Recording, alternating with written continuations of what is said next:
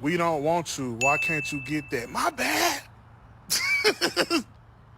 I read the room wrong.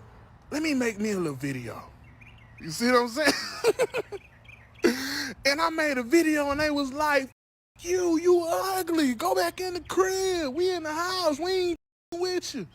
I'm so sorry I bothered y'all. Damn.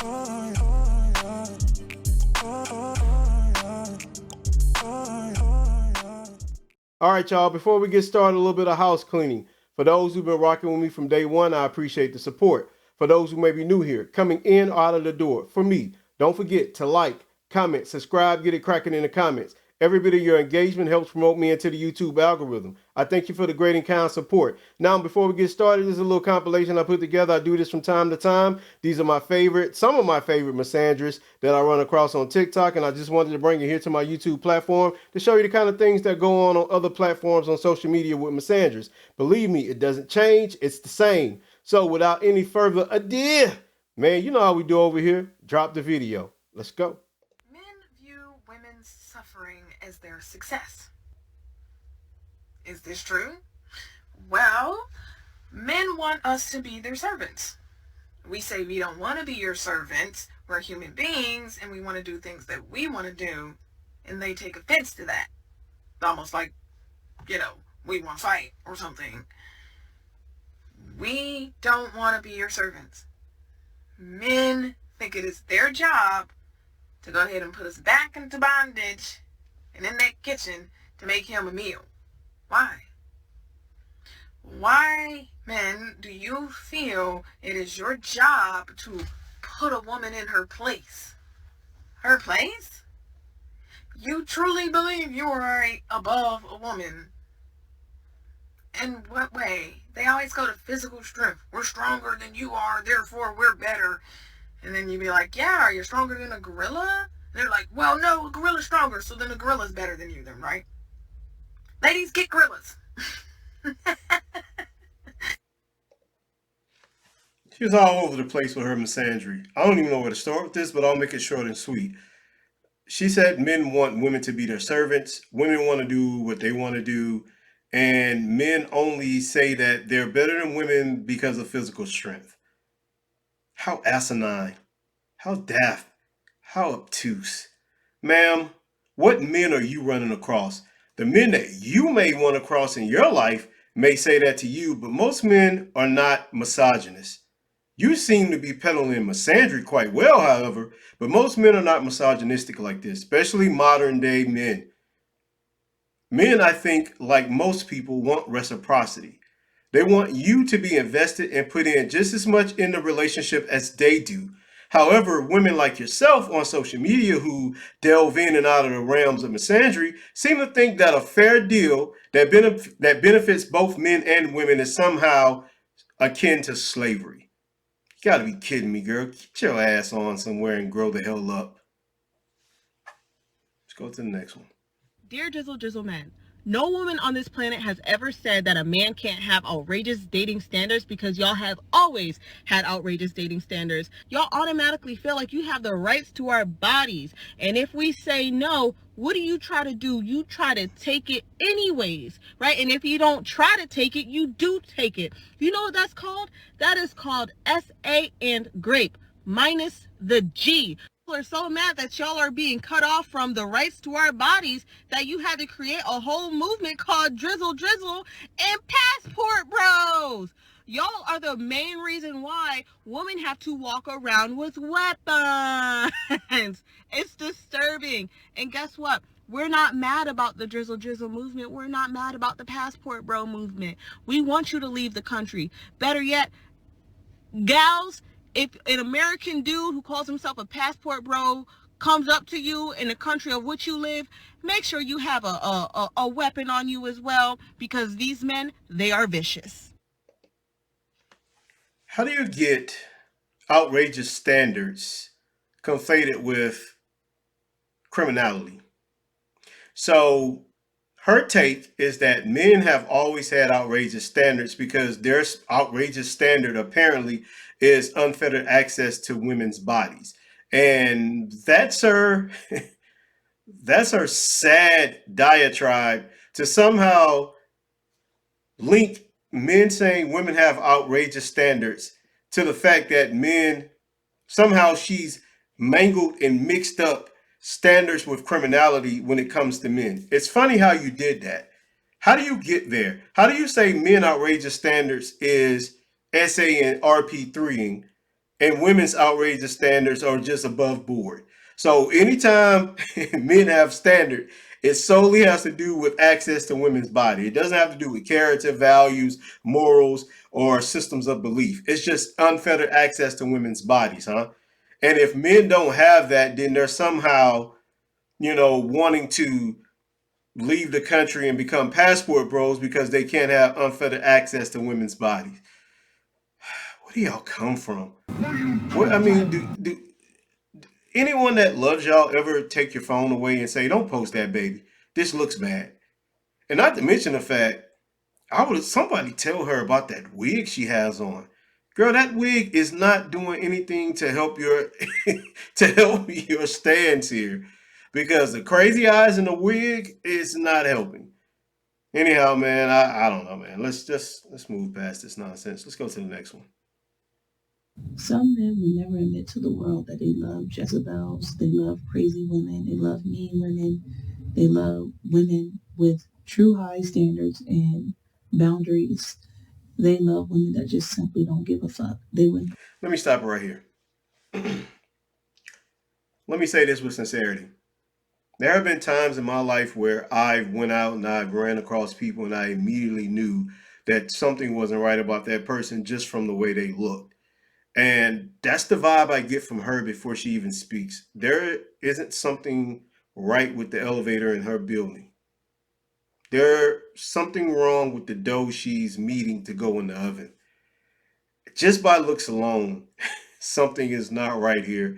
But let's continue and let's just see how far down the rabbit hole we go with this one. Never, ever, ever tell the whole world that. They will die before telling the whole world that.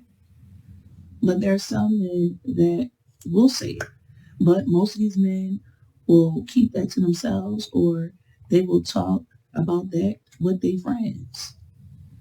Because society labeled these women as evil women. When in reality, these women just simply don't give a fuck about what society thinks. Simply don't give a fuck what a man thinks. So when you really start not caring, that's when these men start getting obsessed. That's when these men start going crazy over you because you're speaking that man's language. When women don't give a fuck, you're basically letting that man know, I'm just like you, baby. We can do this together. You want to cheat? I can cheat better. You want to lie? I can lie better.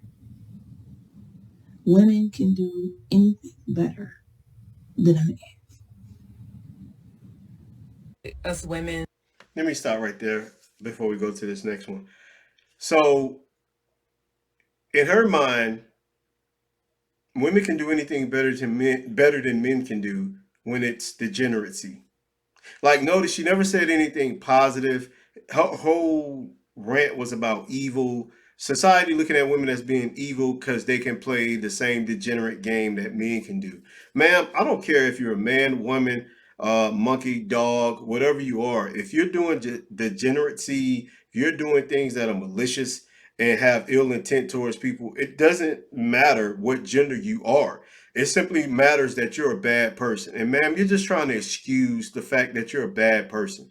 You thrive in toxicity. And you trying to obfuscate the fact that society look at women who do these things as evil.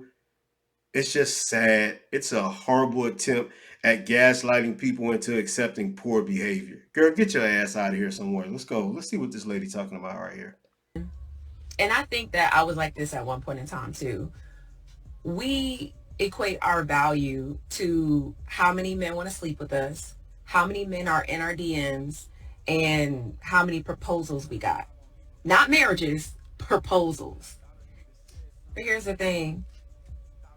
If all these guys want us and we want none of those guys, then we have no options.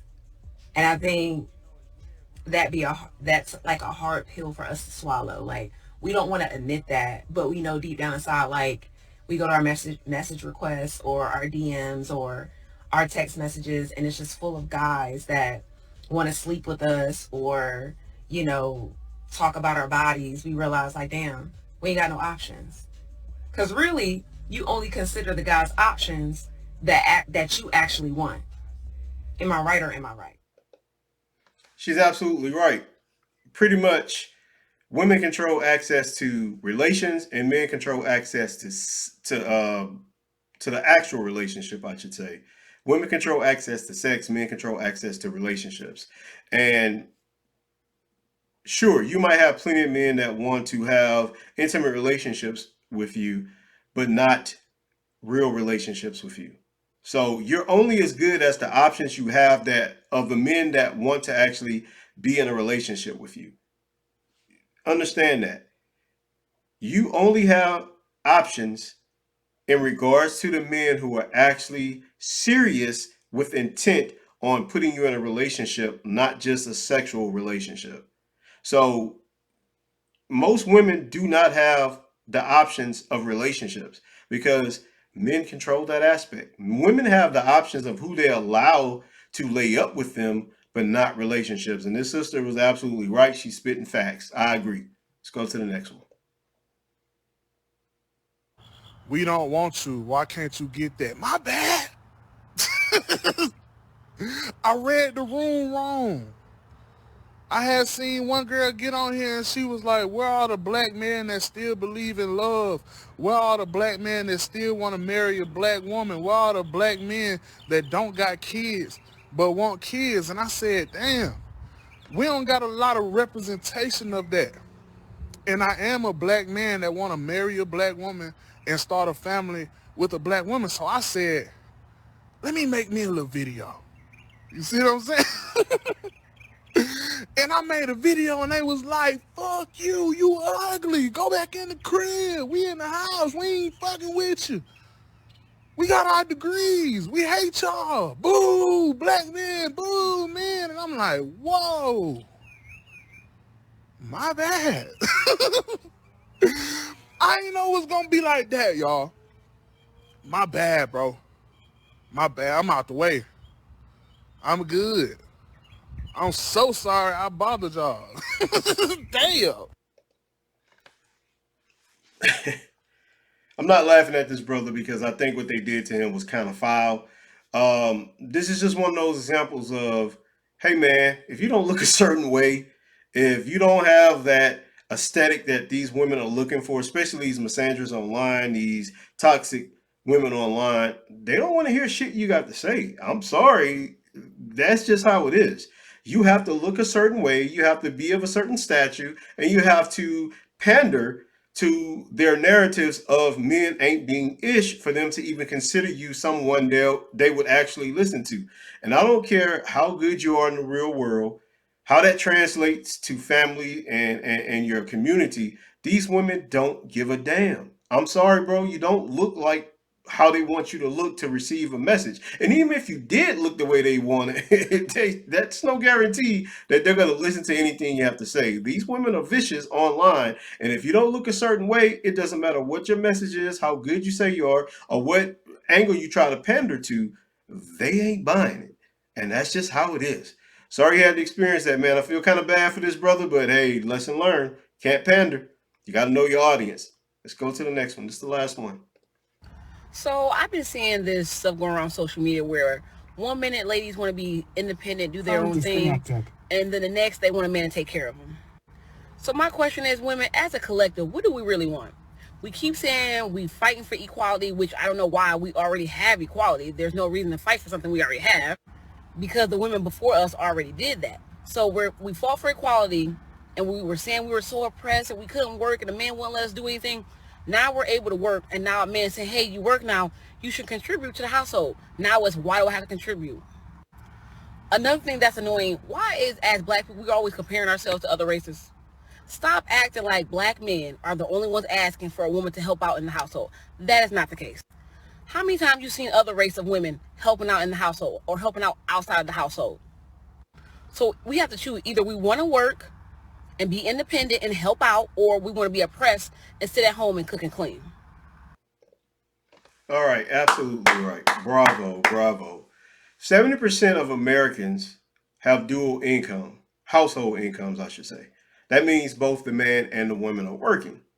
Now, a lot of black females online are espousing this narrative that black women are the only women expected to go 50-50 in relationships, which is not true at all. I don't know what studies they've attempted to read. I'm pretty sure not one study shows that black women are the only women expected to go half in a relationship or half of an investment of a lifestyle. I mean, most Americans who are coupled together, 70%, like I told you, are dual income households, meaning both people work.